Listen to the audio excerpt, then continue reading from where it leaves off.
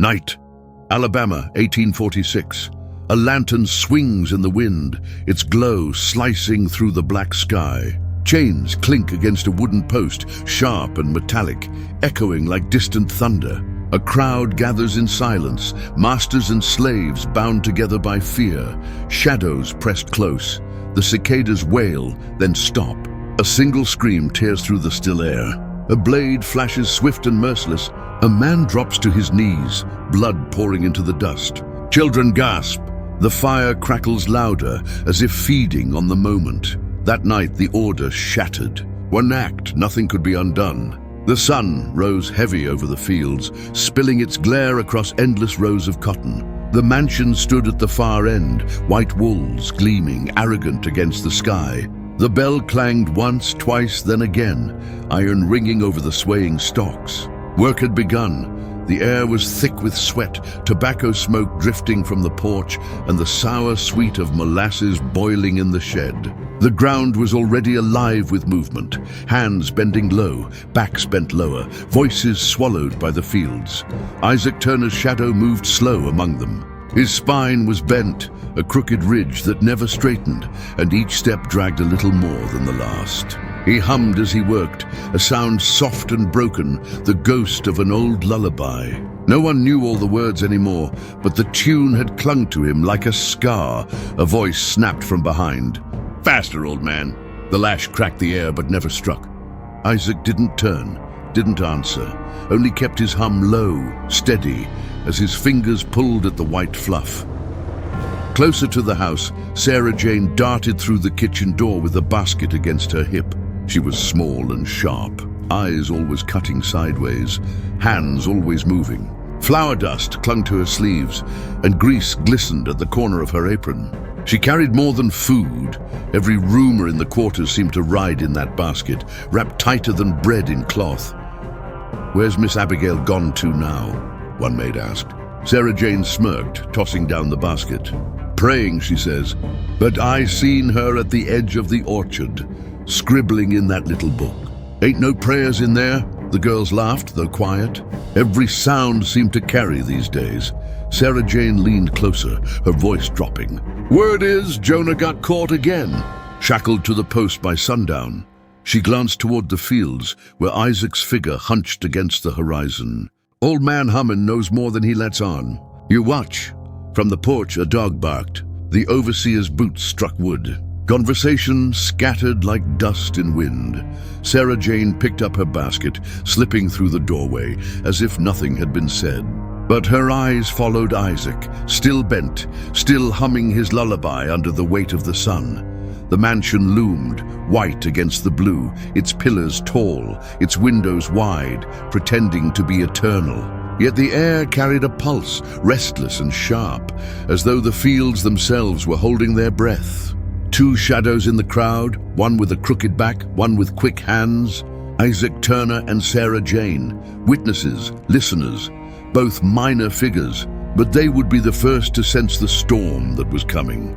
And far off, the bell rang again, demanding silence, demanding order, but the hum of lullabies never stopped. The fields were smaller once, at least in Elijah's eyes. Childhood made the world vast, every stalk taller than his head, every shout louder than thunder. He came into that world already chained, though he would not understand the meaning of chains until much later. Elijah was sharp-eyed, restless. While other children kicked dust or dozed in the shade, he carved birds into scraps of wood. Little shapes with crooked wings, rough and splintered, but always lifting upward. He hid them in corners, under roots, behind stones. To him they were not toys, they were signals, promises. His sister Mary was his shadow.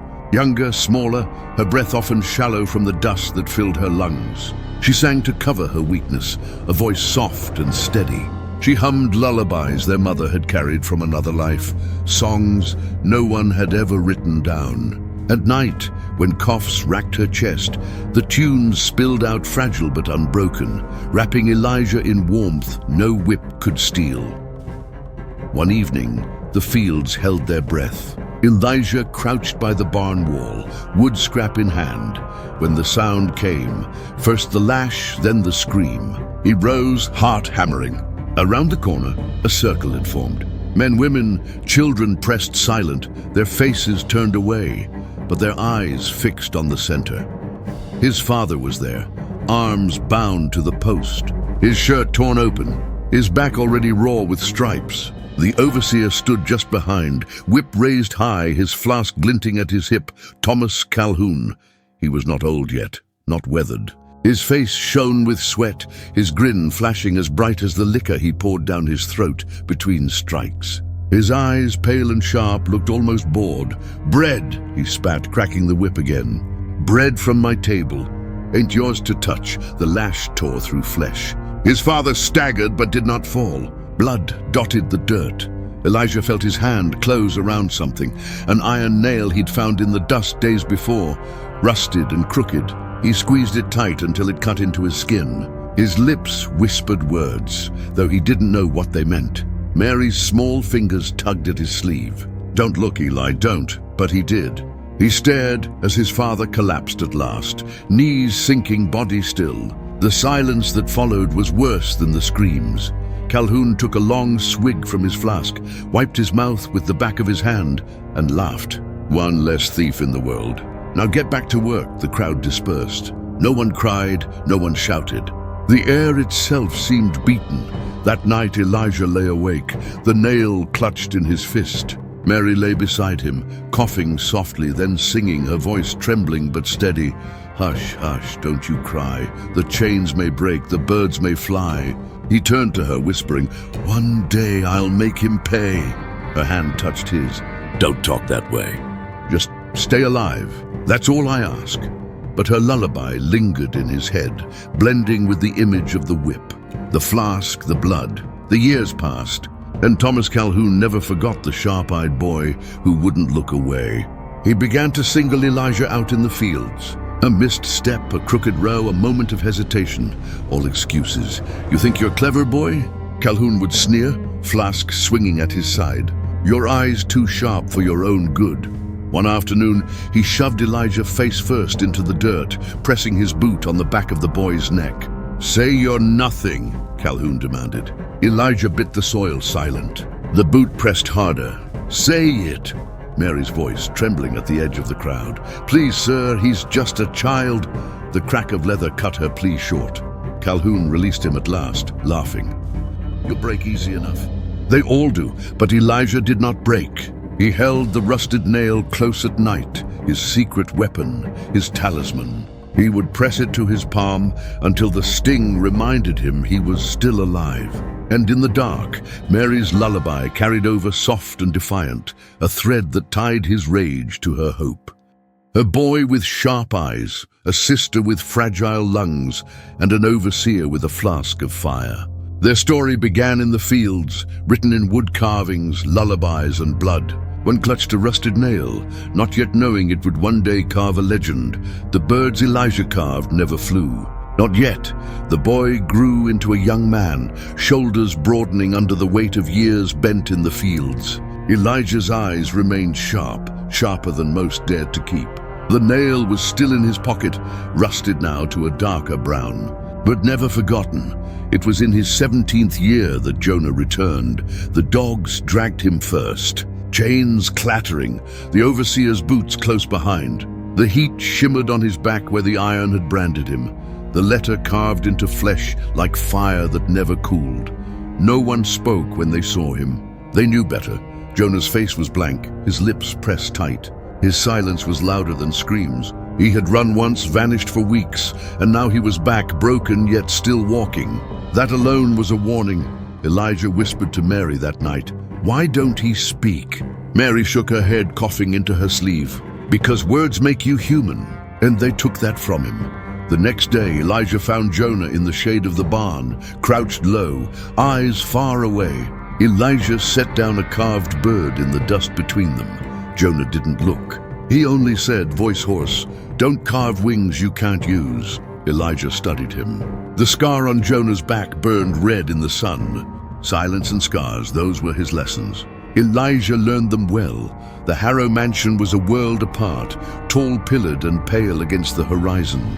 Yet within it, a door opened one evening and Miss Abigail stepped out. She was the master's daughter, hair pale as straw, eyes wide with restless curiosity. While others whispered that she was strange, she drifted often to the edges of the orchard, away from eyes that judged. It was there she saw Elijah once, gathering fallen wood. "You carved that?" she asked, pointing to the small figure of a bird in his hand. Elijah hesitated, then nodded, her lips curved faintly. "It almost looks free." He started to slip it into his pocket. "Ain't meant for you, miss. I don't want it." She knelt, skirts grazing the grass. "I want to know if you can read." Elijah frowned. "Why?" Abigail's eyes glimmered, as though mischief and pity tangled inside her. She pulled a scrap of paper from her sleeve, torn from a larger page. Words jagged and uneven danced across it. "A fragment from the Bible, try," she urged. Elijah's hands tightened on the bird. "If they catch us, no one's watching." Her voice softened. "I'll teach you." "If you want." Weeks turned to months. Behind the orchard wall, under branches heavy with fruit, Abigail pressed fragments into his hands, scraps of psalms, parables, commandments. Elijah stumbled, sounding them out, his tongue thick, but his mind fierce. One night Mary whispered when he crept back late, "You've been with her again." Elijah sat beside her, pulling the rusted nail from his pocket, rolling it between his fingers. "She's teaching me words," Mary coughed, her voice faint but steady. "Words don't stop whips." "They might," his eyes shone. "They might make me more than chains." She touched his arm. "Don't trust her. She's still one of them."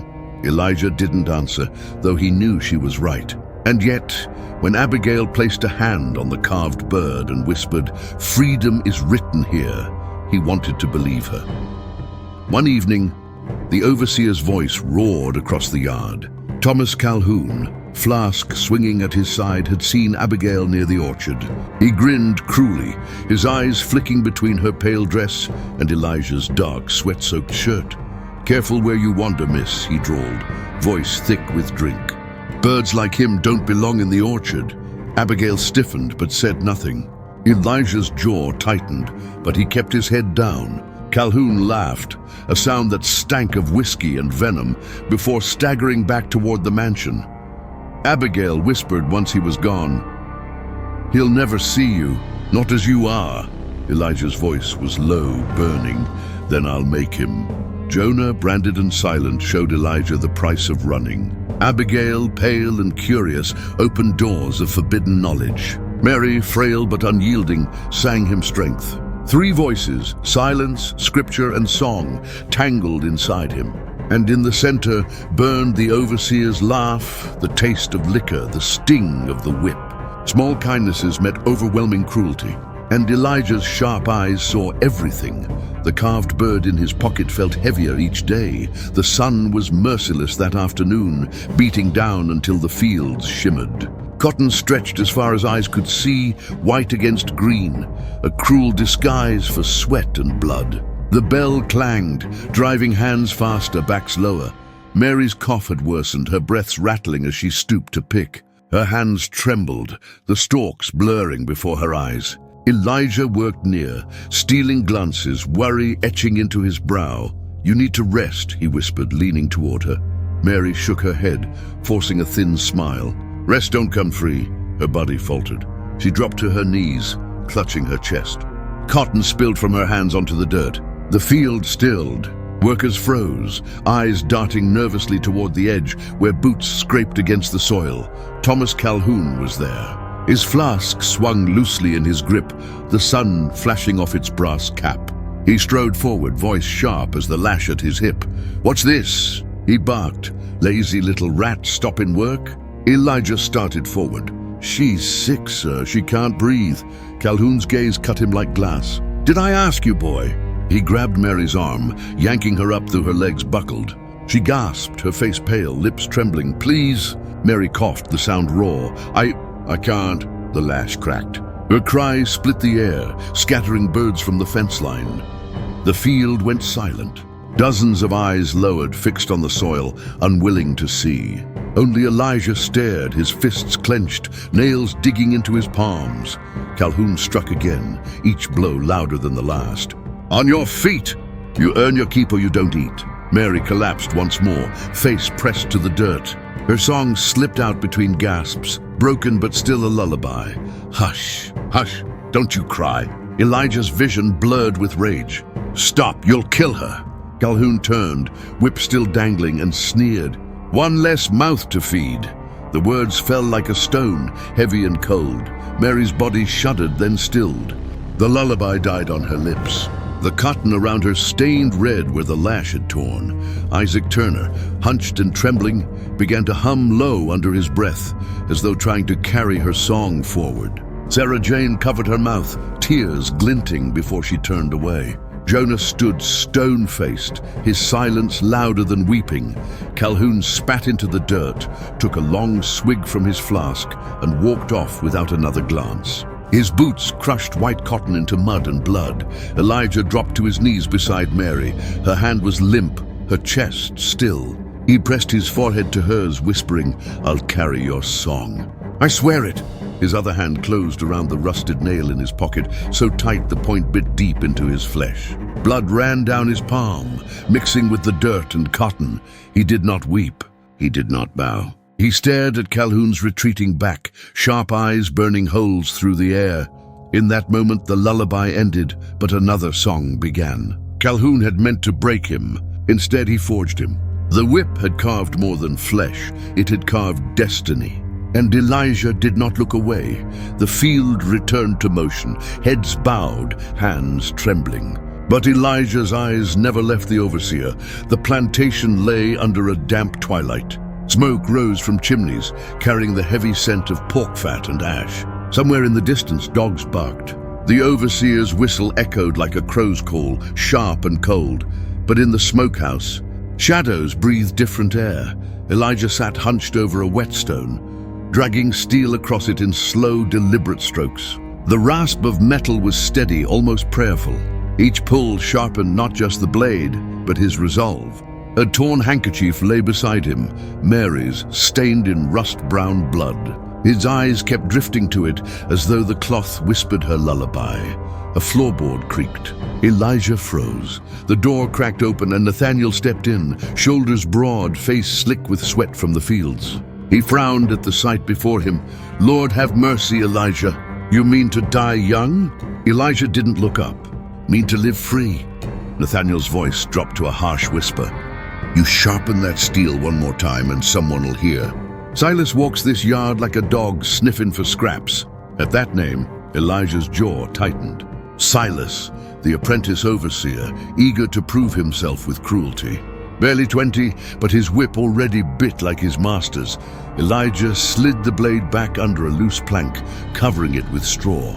"Then we don't give him scraps to sniff." Nathaniel's eyes searched him. "This ain't bread you're stealing, boy. This is fire. You light it, we all burn." Elijah pressed the nail into his palm until blood welled again. "Then let it burn." Rachel moved like smoke between cabins, a basket of damp clothes on her hip. Her fingers smelled of lye and iron. She spoke low, lips barely moving, yet her words cut like glass, roots that choke, leaves that still the heart. "Mix 'em right, a man won't wake." She slipped Elijah a folded scrap of cloth, inside which rested dried plants, nightshade and Jimson weed stolen from the edge of the woods. "You sure of this?" she asked, eyes darting. Steel screams loud, "Poison!" Poison sings quiet. Elijah tucked the cloth into his pocket with Mary's handkerchief. Both got their place. Rachel studied him. "Storm's coming. You don't hide it well." "I don't aim to hide it," Elijah replied. His voice was steady, but his hands trembled when he closed his fist around the herbs. That night, Elijah sat by candlelight with a scrap of stolen paper. The ink was nothing but crushed berries mixed with soot. His letters were uneven, jagged, but each word carried weight. For Mary, for Father, for every name buried without stone. The hour is near. He folded the letter, slipped it beneath a loose floorboard. But as he pushed the plank down, his elbow knocked it, and the paper slipped onto the dirt outside. Boots approached. The heavy tread of Silas. Elijah's chest locked. He slid his foot over the letter just as the door opened. Silas leaned in, a sneer already curling his lips. He twirled his whip handle like a boy playing with a toy. "What you hidin', boy?"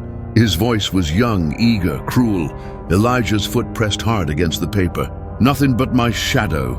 Silas stepped closer, sniffing the air like a hound. His eyes narrowed. Then he smirked, slapped the doorframe with his whip and walked away. Elijah exhaled, sweat trickling down his neck. He bent, retrieved the letter, and kissed the paper before hiding it again. By the riverbank, Nathaniel confronted him once more. The moon painted silver across the water. "You playin' with blades, with poison, with words. You think Rachel's herbs and Abigail's paper gonna save us? This ain't freedom. This is death." Elijah's stare was fixed on the water's dark ripple. "Mary's already dead. Father too. How many more before you call it death?" Nathaniel's voice cracked. "And if it's you next, then let me be next," Elijah said, pulling the nail from his pocket, holding it up like a relic. "But not before I take him." Nathaniel's face softened. He touched Elijah's shoulder. "Then I'm with you. Fool or not, I won't leave you."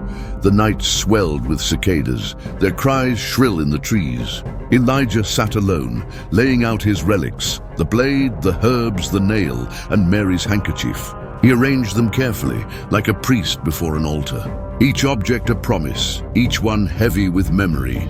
He pressed the cloth to his face, inhaling the ghost of her scent. Smoke, sweat, faint molasses. He whispered, "I'll carry your song." Outside, the bell tolled once, twice. The sound rolled across the fields like thunder.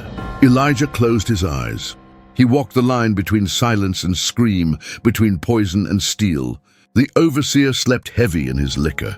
The apprentice stalked like a wolf. But Elijah had chosen his weapons, his altar, his vow. The storm had only just begun. The night bled with music. Fiddles shrieked, tambourines rattled, boots stomped in drunken rhythm.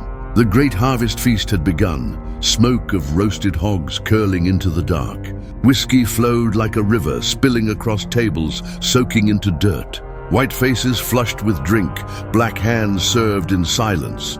The mansion loomed behind them, its windows glowing like watchful eyes. Lanterns swung from posts, their flames catching the cotton in golden light, and beneath it all, the faint clink of chains. The sound was almost music, almost rhythm, almost freedom, yet never. Isaac Turner stood at the edge of the yard, crooked back, bent low as he poured whiskey into Calhoun's silver cup. His lips moved faintly, humming broken lullabies to no one but himself. His hands shook, not from age alone. Calhoun threw his head back, gulping liquor, wiping his mouth with the back of his hand. The flask at his hip clinked, his eternal companion. He laughed, the sound rough as gravel. "Harvest well done," he barked, voice thick with drink. "Cotton's heavy? Pockets heavier?" Laughter echoed, forced, brittle. At the far edge, Elijah moved like a shadow among the serving hands. The blade pressed against his thigh beneath his trousers, hidden but hot as a coal. His heartbeat thudded in his ears, steady, heavy like a drum. He saw Nathaniel across the yard, eyes fixed on him. Nathaniel shook his head once, slow, pleading. But Elijah didn't waver. Rachel brushed past, carrying a platter. Her whisper was swift, knife-sharp. "If you go, go clean." Elijah's hand brushed Mary's torn handkerchief in his pocket. Her song hummed through him, soft as breath. "Hush now, little bird." The music swelled. Calhoun rose, staggering slightly, silver cup in hand. "Bring the bottle," he roared. "This throat runs dry." Elijah stepped forward. His voice was low, yet it cut through the noise. "Calhoun." The overseer turned, swaying, eyes narrowing. "Who calls me?" Elijah stepped into the lantern glow. His face was calm, still as stone. "I do." For a breath, silence fell. The fiddles stilled. The laughter died. Even the dogs hushed. All that remained was the pounding of Elijah's heart. Calhoun sneered. "What's this?" "The boy with the sharp eyes." "Speak then." Elijah's hand tightened around the blade. "I've spoken enough," he said. Steel flashed. The motion was swift, sure, the blade kissing flesh, slicing deep. Calhoun's eyes widened, mouth opening in a gasp that never became a word. His throat spilled red, a river soaking his shirt, dripping down his chest. He dropped to his knees, choking, clutching at the wound, as though his hands could hold life inside. Gasps erupted. A child screamed. The lantern light glimmered off the blood pooling in the dirt, and in the silence, Isaac whispered, voice trembling like an old hymn, "It's done." Chaos broke. Silas sprang from his seat, pistol drawn, eyes alight with fury. "Bastard!" he roared. He cocked the hammer, aiming straight at Elijah's chest. Before the shot rang, Nathaniel lunged, tackling Silas to the ground. The gun fired wild, the shot tearing through the air and shattering a lantern. Flames spilled across the table, racing up wood, devouring spilled whiskey. "Fire!" someone screamed. The feast dissolved into shrieks and smoke. Slaves scattered, masters scrambled, skirts caught aflame. The music instruments crashed to the ground. Strings snapping, drumheads split. Abigail Harrow stumbled forward, pale face lit by fire. Her scream pierced the din. "Elijah!" Her voice reached him like an echo from another world, soft and sharp at once. He turned, eyes finding hers. Fear, sorrow, something else hidden in their blue depths. "Elijah, run!" But his legs were heavy, his body rooted. He gripped the blade, slick with blood, still hot in his hand. Silas fought beneath Nathaniel, snarling like a wolf. He smashed the pistol across Nathaniel's face, blood spraying. Nathaniel groaned but held him down. "You'll hang for this." Silas spat. "You'll all hang." Elijah staggered toward them, the blade slipping in his bloody grip. He slashed once more, but Silas twisted, the steel biting Elijah's arm instead. He cried out, hot pain burning up to his shoulder. The blade clattered against the dirt. For a heartbeat, Elijah swayed, wounded, blood mixing with Calhoun's on the ground. Around them, fire spread. Smoke curled into the night sky. Chains clinked as servants stumbled, dragging shackles, pulling each other from the flames. The smell of roasted meat mingled with burning wood, sweat, blood. Abigail fell to her knees, dress singed, hands clutching her hair. "God, no, no!" Rachel seized her arm, yanking her back from the fire. "Scream later, girl! Run now!" But Abigail's eyes were locked on Elijah. Elijah bent, gripping Mary's handkerchief in his wounded fist. He pressed it to his chest, blood soaking deeper into the cloth. His gaze swept the yard, Calhoun gasping his last in the dirt, Silas thrashing under Nathaniel's weight, Abigail crying, Isaac whispering prayers, Rachel dragging the young mistress toward safety. The boy who once carved birds into wood was gone. In his place stood the executioner. He didn't run. He didn't beg. In the firelight, with chains singing and blood spilling, the order of the plantation fell. And nothing could be undone. The fire burned until dawn. By morning the yard was ash, the feast table reduced to charred bones of timber, its stains of whiskey and blood mingling in the dirt. The smell clung to everything, smoke, iron, charred flesh. Where there had been music, only silence remained. Calhoun's body was dragged out at sunrise, thrown onto a wagon with no prayer, no hymn. His shirt stiff with blood, his face frozen in twisted shock. No stone was raised, no sermon spoken, only a hole dug at the edge of the field, shallow and quick.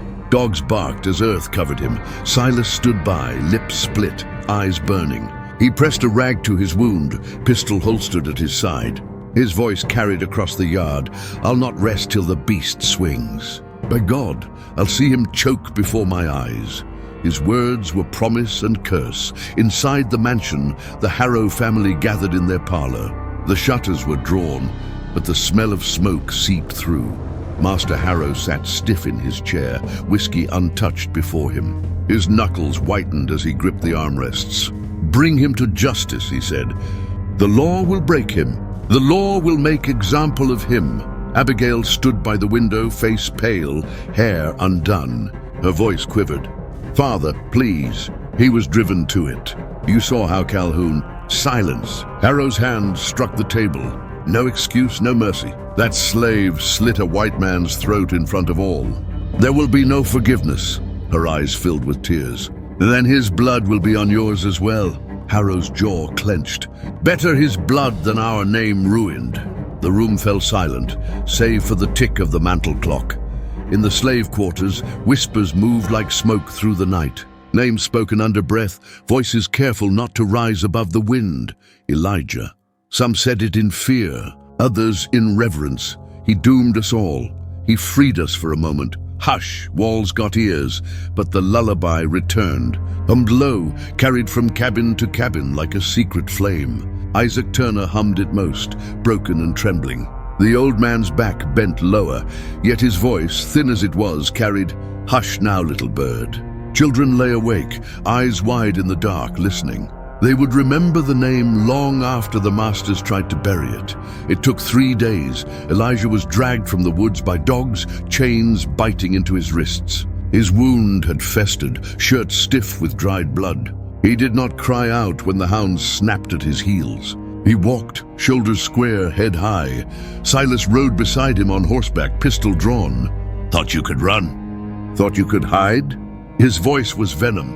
"You'll learn the rope bites harder than my whip." Elijah did not answer. He only pressed Mary's handkerchief to his chest beneath the chains. The courthouse reeked of sweat and ink. Farmers, townsfolk, planters crowded the benches, their whispers buzzing like flies. Elijah stood shackled, wrists raw. The judge, a thick-jowled man with powdered wig askew, looked him up and down. His sneer was slow, deliberate. "A beast," the judge said. "That's all he is, no man. A beast." Gasps rippled. Abigail sat in the back, veil drawn, hands clutching a Bible. Nathaniel stood at the side, beaten from the scuffle with Silas, his eyes swollen shut. Rachel, hidden among the crowd, kept her chin high, eyes hard as stone. The prosecutor's voice rang out. "The crime is without question. The overseer Thomas Calhoun slain before witnesses. The punishment must fit the deed." Elijah lifted his head, eyes scanning the crowd. His voice was steady, cold. "I was born in chains. My father died in chains. My sister sang in chains until her breath was gone. If I am beast, it is you who made me so." Murmurs erupted, half in shock, half in awe. The judge's gavel slammed. "Silence! Sentence is death by hanging, public 3 days hence." Silas grinned, teeth red with rage. Abigail's veil trembled as she wept. The day was bright, merciless sun overhead. A gallows rose in the square, timber stark against the sky. The crowd pressed close, sweat and dust mingling in the air. Elijah was led out in chains. His shirt torn, blood dried at his sleeve.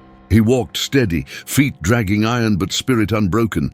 The sheriff barked, "Head down!" Elijah did not bow. His eyes stayed forward, sharp as the blade he once carried. From the edge, Nathaniel's lips quivered. "God forgive me," he whispered, tears streaking his dirt-caked face. Rachel stood firm, fists clenched, voice hissing through her teeth. "Let them see. Let them remember." Abigail trembled, torn between prayer and scream. Her hands shook as she clutched her Bible, lips moving soundlessly. And Isaac, bent and trembling, hummed the lullaby once more. Soft, broken, yet clear enough to carry. "Hush now, little bird." Elijah heard it. His lips curved, faint but certain. The rope was set around his neck. The crowd fell into silence, thick and heavy. Silas leaned forward, eyes burning with triumph. "Swing, beast, swing!" The trapdoor fell. For a heartbeat, Elijah hung suspended, chains rattling, rope creaking. His eyes open, fixed on the horizon. His chest did not bow, his head did not fall. Then the body stilled. The lullaby faded. They thought the rope would silence him, but the name Elijah would not stay buried. The fields whispered it. The cabins carried it. A song hummed low, defiant. And the story did not end that day. The years rolled on.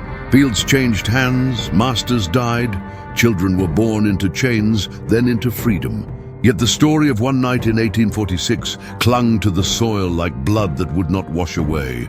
Old men bent with time sat at cabin doors, voices rasping as they spoke to wide-eyed children. His name was Elijah, they whispered, sharp-eyed. carved birds out of scraps of wood. One night he carved something else. The children leaned close, firelight flickering across their faces. Some gasped, some trembled, yet none turned away. Rumors tangled with truth, growing with every telling. Some said Elijah smiled as the rope tightened, as though he had beaten death itself. Others swore a bird appeared that day, a dark shape circling above the gallows, wings wide, crying loud. A ghost bird, they said, returning each harvest season to circle the fields. There were those who claimed the plantation burned not by accident, but by Elijah's curse. The mansion stood proud for 20 years more. Then fire gutted its walls, leaving only stone chimneys reaching skyward like broken teeth. Locals whispered that Elijah had walked through the ashes that night, laughing soft, carrying a blade that glowed red, though no forge had touched it. The name lived on where records did not. It was not written in books, not marked on stone, yet it breathed in the hush of fields. Mothers hummed the lullaby Mary once sang, rocking their children with a melody laced in defiance. Hush now, little bird. The song traveled far, woven into work chants, buried in church hymns. Slaves sang it under their breath while chopping cotton. Soldiers hummed it as they marched. Freedmen carried it north in their memory. Few knew its origin, but all felt its weight. In towns and taverns, white folk told a different tale. To them, Elijah was a caution, a warning whispered over whiskey. He slit a man's throat in front of women and children. A beast, they muttered. Proof they can't be trusted. But even in their curses, they repeated his name. Even in their hatred, they carried his legend. Decades later, long after chains were broken by war, his shadow lingered. Freedmen gathering by lamplight spoke of him not as a beast, but as a man who dared to look power in the eye. Some called him martyr, others called him fool, yet all agreed he was not forgotten. A preacher in Georgia, gray-bearded and weary, stood before his congregation and said, "Elijah carved freedom with his own hands. We carry his song, we carry his fire." And the people nodded, humming the lullaby in unison, voices low but steady. Children played near the ruins of the plantation, chasing each other among toppled bricks and weeds. They dared each other to enter the old smokehouse, where Elijah had once sharpened steel. They whispered that if you pressed your ear to the earth there, you could hear chains rattling, or a faint voice promising, "Let it burn." The land itself seemed to breathe his memory. Cicadas screamed louder there. Lantern flames flickered restless. The wind carried scents of ash, iron, and tobacco long after fields had gone fallow. He was no general, no king, no name recorded in the ledgers of history. He was a slave, a boy who carved birds, a brother who buried a song, a man who slit his master's throat. And yet, his story outlived the men who condemned him. Carried in whispers, in lullabies, in the fear of oppressors and the hope of the oppressed. That was his curse. That was his gift. And so Elijah became more than a man, a ghost bird circling the fields, a name murmured in chains, a legend written in blood and fire. What is justice in a land built on chains? The rope called Elijah a murderer. The court named him a beast. The masters called him a warning. Yet in the silence after the hanging, another voice lingered. The voice of the people who whispered his name, who hummed his sister's lullaby in the dark. Was he killer or liberator? Executioner or martyr? Perhaps he was both. Perhaps that is what justice looks like, when law itself is the oppressor. His blade was not noble, not clean. It was jagged, soaked in blood, driven by grief. But it carved a truth no sermon, no decree, no master could erase, that no order built on chains lasts forever.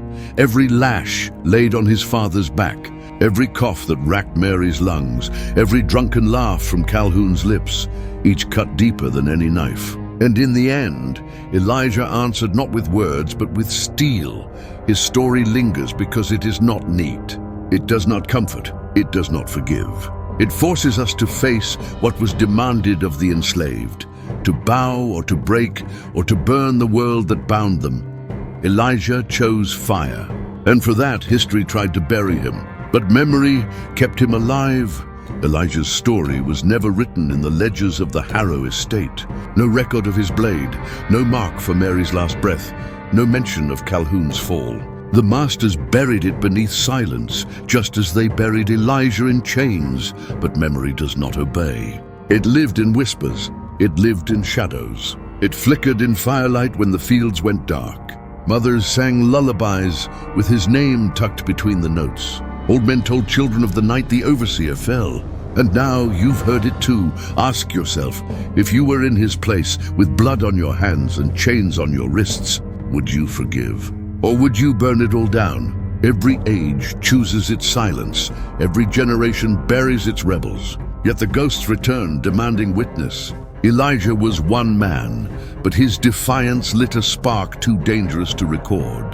That spark is yours now. If stories like this speak to you, subscribe for more dark history and untold legends. Share this tale so it is never forgotten. Let Elijah's name pass through your lips, not as silence but as fire.